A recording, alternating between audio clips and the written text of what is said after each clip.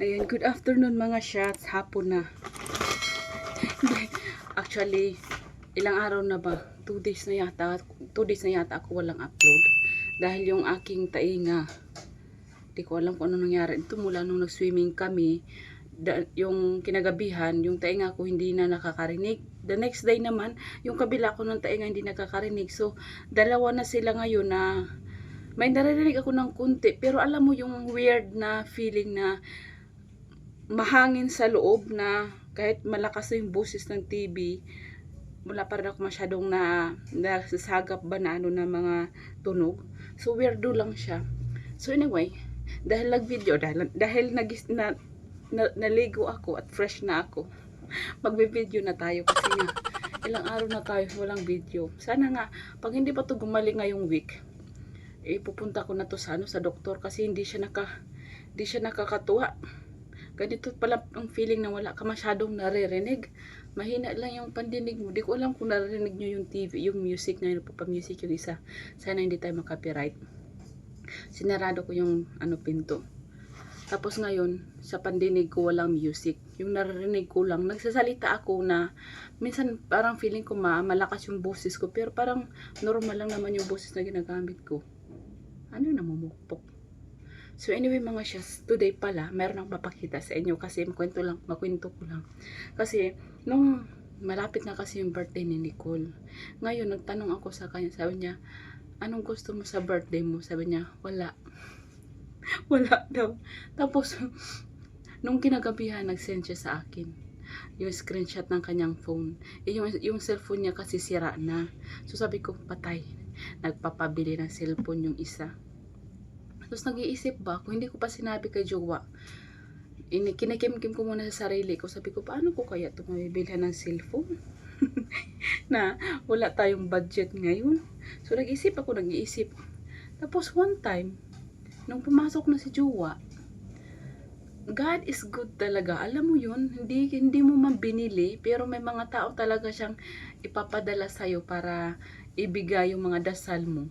Totoo pala talaga yun na ang galing ni Lord, no? Alam mo, wala kang kakayahan pa ngayon na bumili ng bagong cellphone. Pero, gumagawa si Lord ng way na makuha yung gusto mo. Which is, na-amaze ako. Sabi ko, God is good talaga. Wag lang sana akong maiyak dito kasi alam mo naman yung aking damdamin pagdating sa mga ganito. So anyway, nung kinagabihan, pumasok si jowa. Ngayon, yung ano ba yung narinig ko na pukpok? May pukpok ba ako naririnig? Nawiwerdo ka na naman ako. Ngayon, pumasok si jowa. Dumating daw yung yung kaibigan namin. Tapos, yun nga, nabanggit niya na yung anak, kasi in-invite namin siya na mag-birthday nga yung anak ko. Mag-ano na siya, 16 na siya ngayon. So, sweet 16. So, nabanggit niya nga na ano daw, na mayroon siyang, yung anak ko mag-birthday. Tapos, di mo talaga maisip na ang galing talaga ni Lord. So, nag-offer siya na bilhan ng cellphone si Nicole. So, sabi ko, di ko makapaniwala nung sinabi ni jowa na bibilhan ng cellphone. Parang dinasal ko lang yun eh. Parang nabanggit ko sa kanya na si Nicole, sabi ko si Nicole nagpaparanda ng pabili ng cellphone. Kasi ang balo ko sana, syempre matagal-tagal pa naman, sa 18th birthday ko sana ibibigay sa kanya yun. Tapos ngayon, binigay niya. Ngayon, pag-uwi kanina kagabi ni jowa ng madaling araw, nandito na yung cellphone. Sabi ko, ang God is good talaga na, naghahanap talaga siya ng way para masagot yung mga pinagdasal mo. Pinagdasal ko. Alam mo, na-touch lang ako na, andyan si Lord. Andyan talaga siya, nakikinig lang talaga siya sa mga, kasi hindi ko talaga ina-expect na, kasi nag-iisip pa nga ako, ano bang way, saan ba kukuha ng pera, tapos, meron siyang binigay na tao para mabili to para sa kanya, so meron siyang gift para sa birthday niya, and, actually hindi ko pa ito nabuksan, andito siya, ito yung binigay niya ni cellphone. Gusto ko nga sanang buksan pero wag na lang kasi para mamaya ma-surprise talaga yung anak ko na meron siyang cellphone. So, sa nagbigay nito maraming salamat. Sir Eric. Si Eric pala nagbigay nito mga shots. Binigay niya to sa anak ko. Ang galing talaga ni Lord. Thank you Lord. Thank you so much. Napakabait mo. talagang inano niya yung dasal ko. Hindi man kami yung bumili nito, pero nag-send siya ng tao para maibigay ito sa anak ko. Which is, I'm very thankful. Thank you, Lord, sa mga blessings na binigay niyo po sa amin. So, bukas, birthday niya, ibibigay natin to doon sa aming pupuntahan.